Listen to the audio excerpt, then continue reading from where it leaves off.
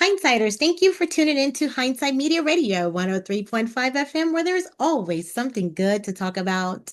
You are here with Miss Ty Burnett with In Depth with Ty Burnett, and I have an amazing special guest with me here this evening. I'll tell you the name as we move forward down the line, but I tell you, you're going to be blessed and encouraged and super excited to hear from this amazing actor and amazing human being. So, in a world where there's love, often misunderstanding and healing is long overdue. What a woman wants and what a man needs to know. Dares to ask the questions we've been afraid to voice. Under the bold direction of Orlando Anderson, this stage play unearths the raw truths behind relationships, identity, and redemption. Today, we step behind the curtain to meet one of the amazing voices who brings the stories to life. A cast member whose performances don't just entertain, but awaken the voices that are not just in lines, but also on lifelines. We're going to hear what he has discovered in the role that he embodies and the truth that now carries. So we would like to welcome you today, Pastor Jacobs. Hey, it's good to be here. Great to be here.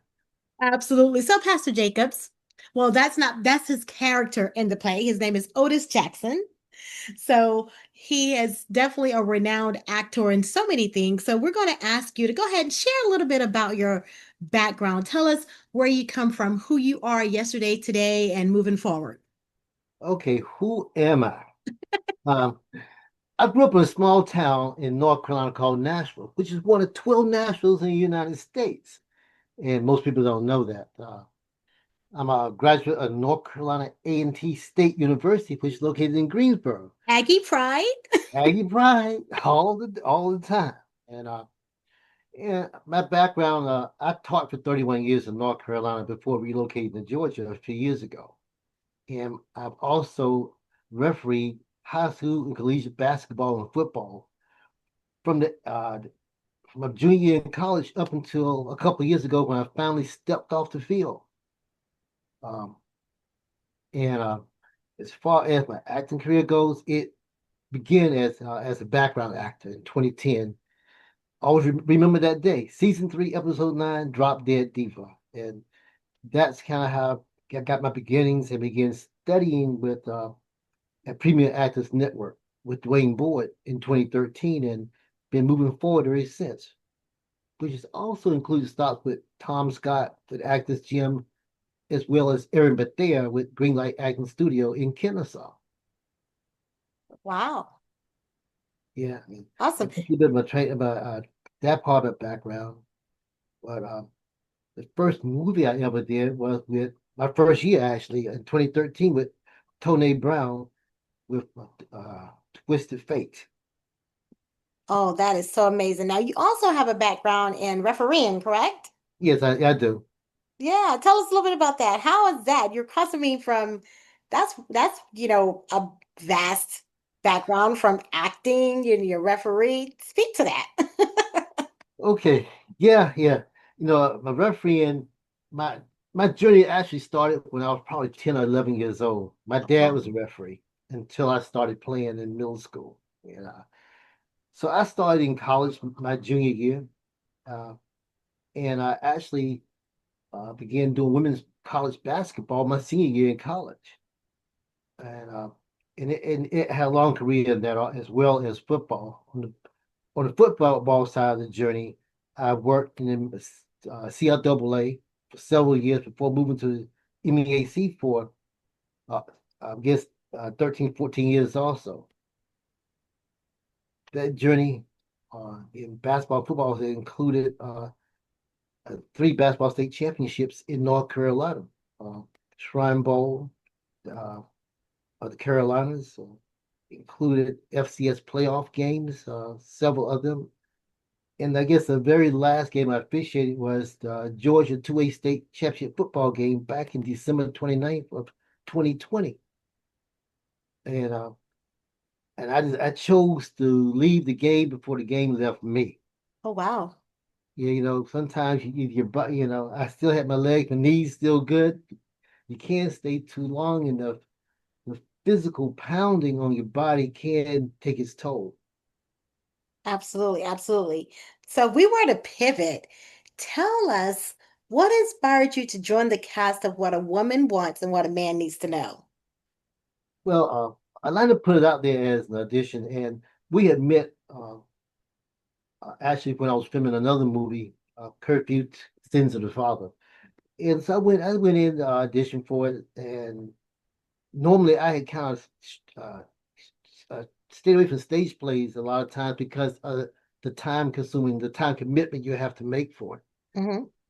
But I said, okay, Orlando's a good person. So I went in and felt like that whatever I do, whichever role that he wanted me to be a part of, that I could handle and we could work that out. And Orlando been a good person. I felt comfortable with it, and as we went through it and we had a conversation about it, I realized that the role that he wanted to cast me at was actually a pivotal one in the show, as it provides guidance for a young lady who really needs some spiritual, excuse me, Okay. needs a little help because she is having a challenge in life, which happens to people in real life. Absolutely. So what was your first impression of the script? Uh, first impression was that I could see the impact, the real life impact of each character. Because I looked at the entire thing, I saw the connections and how people deal with these things in real life, and this script could actually touch on it and could enlighten people and touch people's heart and uh, get people to open their minds to what happens around them and what they can do to help others who need help. Absolutely. I love that. I love that. Now tell us, how would you describe your character? Oh, my character is he's he's the down to earth, old time minister from the old church. No, that but he really believes in people. He believes in reaching out, and he has the heart to want to do that. And at the same time, he respects people's situation, and he reaches out and meets them where they are, and doesn't try to be overbearing on them. I love that. Now, you do a lot in the industry of like sometimes multiple things at one time, right? You just came back from doing an amazing commercial as well as a vacation. So, how do you prepare for your roles? Oh gosh, you know, I do a little bit of backstory on it, you Okay. know, and if I use this for example with Pastor Jacobs, I look at my brother-in-law. I had two brother-in-laws who were ministers also, Okay. and so I look at what they have done as they have reached out to their congregations and individuals in this situation. And so, like any other role, I would just try to find that backstory and where does my backstory meet that storyline because it's always a way that you can make that character you and you that character by finding all those storylines. I love that. Now, would you say that there is a challenging part of your character and what could be the most rewarding part of your character? Oh, I guess the most challenging part is remembering I have one part of it where I cannot screw the dialogue up because it comes You straight have from to the be right on Bible. Johnny on the spot, right?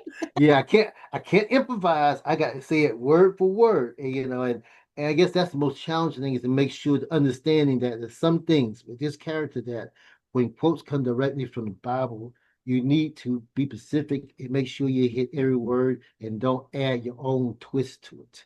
Mm, Yes. And so that I would say that's the most challenging thing of this because the rest of it is you have a little flexibility to leave a word out, add a word there, or make it your own, opposed to that one situation. But uh, I find that doing this character, it comes easier each day, because the more familiar that I made myself with the dialogue, with my scene partner, that it has made it easy I and love fun. that. I love that. Now, how does this play resonate with your own life experiences? Oh gosh. You open the can of worms. You listen, that's why we're here. Transparency, keeping it real and raw. I know. Oh God. Oh no. I'm gonna keep it real and raw. I think about Charles, for example. Hmm. I think about going way back 25, 30 years before I married to my current wife, and that's some mistakes that I made along the way. And and sometimes choices you make, I see I had friends who have watched make these same choices because sometimes uh as a man, I just as a any human being growing up, sometimes you put yourself in a situation where you kind of hang out with the wrong people. Hmm. You make sure either you just are as strong as you should be, and even if somebody else having a hard time, you don't have to have that hard time with them. Right, that's right. So true, and so there are some things that we were Charles, some of the things that hit home, brought back old memories that I kind of had buried, in the sand, and Hmm. it reminds me of how far I have come, and the changes that I made in my life through the years. I love that. I love that. Now, is there a favorite line or moment in the play that you really, really love or that has resonated with you during like rehearsals or something of another? So, do you have a favorite line or favorite moment? Oh gosh, at the moment I have not. They're all good moments. They're all good moments. But I guess the most fun, but one that I think that might resonate as being funny with some people is the forgetful minister that has his nephew out in the car waiting on him while he's inside uh, the house, having his meeting, and he just kind of leaves him out there until the end when he finally comes to the door. You Oh, know, wow. I think that if it's played right, that could for the audience might see it as a funny thing, might see it as a old senile pastor. Who Oh, knows? wow. Oh my. That's yeah, that'll be interesting it's always interesting to hear what the audience thought process is after that, right? Some can Yes, be very judgy, some understanding. So yeah, I look forward to them. So you have to come see the play in order to get more of that and to understand. All right. So what do you believe is the biggest misunderstanding between men and women today? not talking to each other, Mm, talking at each other. You know, and it's not just sometimes we don't listen, not listening, and when you stop listening, you can't understand the other person. I think that's the biggest challenge, yeah. and everybody wants things their way or the highway. That is true. That is true. Now, when you speak of conviction, but also compassion, how do you balance truth telling with grace? In Oh, the voice of Pastor Jacobs. oh, I use this terminology, old terminology. Put your mind into action before you put your mouth into motion, something like that.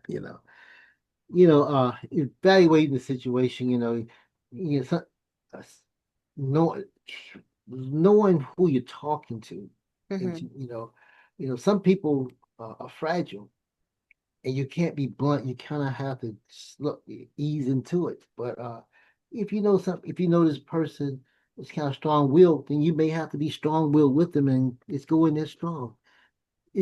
Just knowing who you're talking to, understand that before you ever start a conversation, you know, and be flexible enough to adjust along the way. Absolutely. I definitely can agree with that. Now, tell me, Pastor Jacobs, and you can use this as Otis or Pastor Jacobs, whichever one.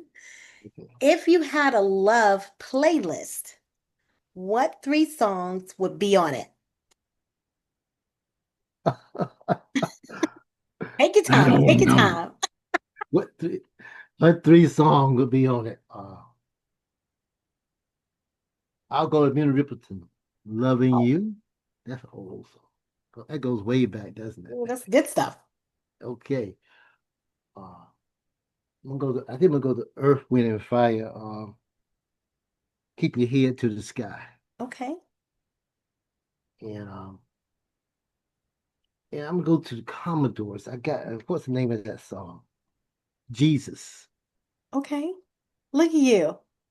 You went old school, Pastor. Yes, I did. That's good old school too.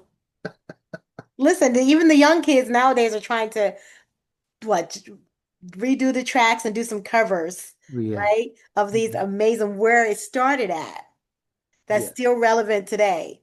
I love that. So, do you think that Pastor Jacobs is more of a counselor, prophet, or mirror?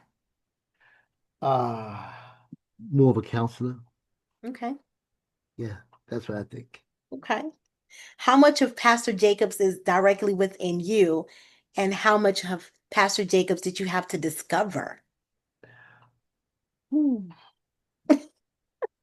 well, that's a good question. Uh,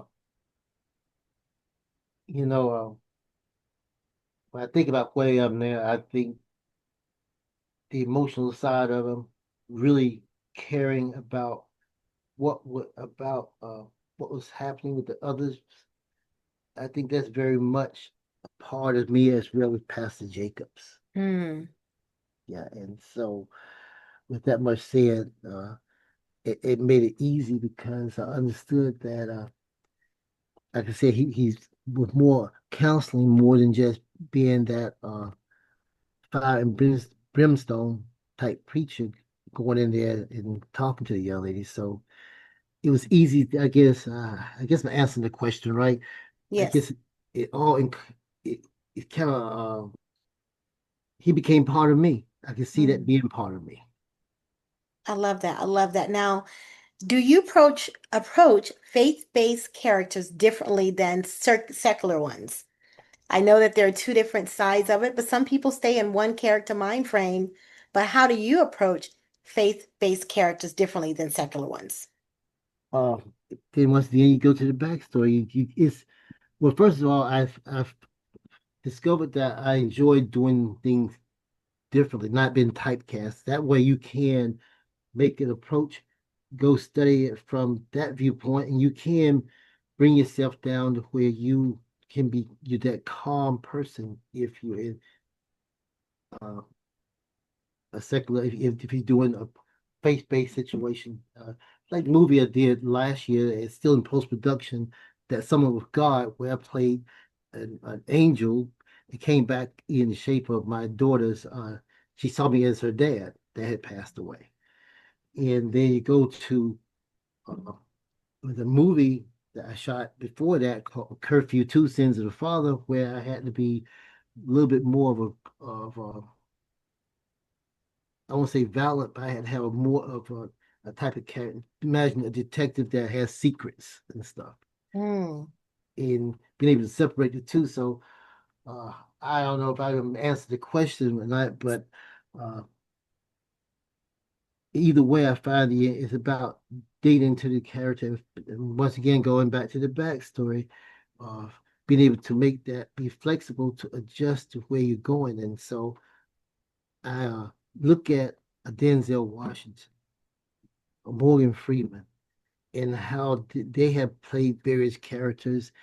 Once again, on the side of being a minister to being that hood rat, what they have done. And so studying people like that has helped make that transition to whichever character I happen to be playing. I love that. So that would pivot me into the ask of what's one thing or more that you had to unlearn as an actor to fully step into any role or specifically this role? Not to put myself in a box. Love that. You know, coming out of the world of education, I'm used to controlling everything. Everything has to be perfect. I had to learn how to naked myself on stage. It's okay to mess up. Guess what? You mess up and you do it again. Hmm. Mess up, you do it again until you get it right. It just, being able to take redirection, being able to make that camera my friend, all those things. I Uh, love that. yeah. Now, do you ever find yourself giving advice off stage that sounds, now that you've taken this role, but it sounds a lot like Pastor Jacobs? Okay, yeah, from time to time, and Is then I it have hard to for you to get out of character? Because you do no. so much and so, so many things at multiple times, and like you're doing this play, you're doing so many other adventures. And how do you tackle it all? Uh, I'm gonna go back to the last class that, up in Kansas. I was taking I was studying using oh God, I'm trying. Let me call it. I'm having a senior moment. My grandson tell me I'm being elderly. Oh, Uh, wow. uh, Warner Lofton. I was using the Warner Lofton technique, which allows you to come in and out of character. Even if you're on set, in this moment I'm out of character. But when it's in cameras start rolling, you can pull yourself back into that character. I've enjoyed as a studying that technique with Aaron Bethea up in Kennesaw. I've enjoyed that one because it allows you to be able to be flexible, uh, even from going from character to character, or being in a set in that moment. You don't have to stay in that character the whole time. Absolutely. Just for a moment, right? That's right. So, if what a woman wants and what a man needs to know were to be turned into a film, what would you want to explore more deeply? Uh, I would like to explore to how much influence did Pastor Jacobs have within that community.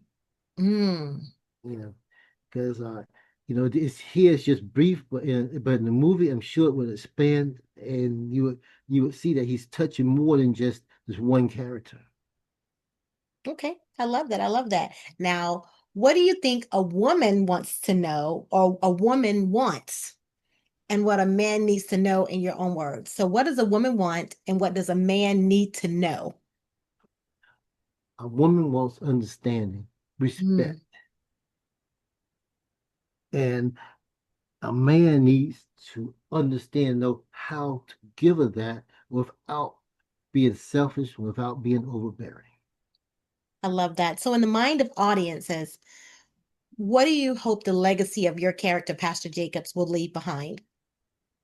They'll leave behind that ministers, pastors, they care about their flock.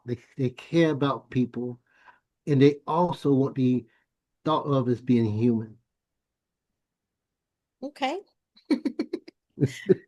Good stuff. Good stuff. Now, if your character could give one piece of advice to the audience, what would it be? Never give up. Remember, you live in life. To stop living life is stop dreaming. To stop dreaming is to stop living. Mm, good stuff. I love that. I love that. Now, are there any other plugs that you would like to share with the listeners on this evening? Because you do a lot, you have a lot coming up. How can they support you in all of your works that you're doing? How can they find you, like on your social media handles, or come and see some of the works that you're doing? Okay, well, first of all, they can follow me as my first initial, O Levon Jackson. O, then Levon is Levon Jackson. Yeah, and that's on Facebook as well as IG. And I do have a second page, Otis Levon Jackson. It's another Facebook page where you can follow me also. And, or you can just Google me, Otis Levon Jackson, and they'll see everything that I am doing. I love you. I love that and love you too. And thank you so very much for all the things that you're doing. And tell your beautiful wife, thank you for allowing us to borrow you for a moment as you complete this interview and all the work that you're doing. So you're so phenomenal and everything. So again, we thank you. Thank you. Thank you. Thank you. Is there anything else you want to share before we depart? No, that just guys, just make sure you come out and see our stage play September 20th. We got two shows that day. Come to either one. If you got an overflow cloud, we'll figure it out. But come see the play. It's gonna be beautiful. Absolutely, it is. We look forward to that. And they can purchase tickets at www.nashrockymount.com. ticketleap.events. So definitely come out and see what a woman wants and what a man needs to know. So let this interview be a reminder that art heals, stories connect, and hope is always worth sharing. Thank you, Otis, for joining us this evening, and we wish you the best of success on your Okay. play. Okay, thank you very much. All right, have a good night. You do the same.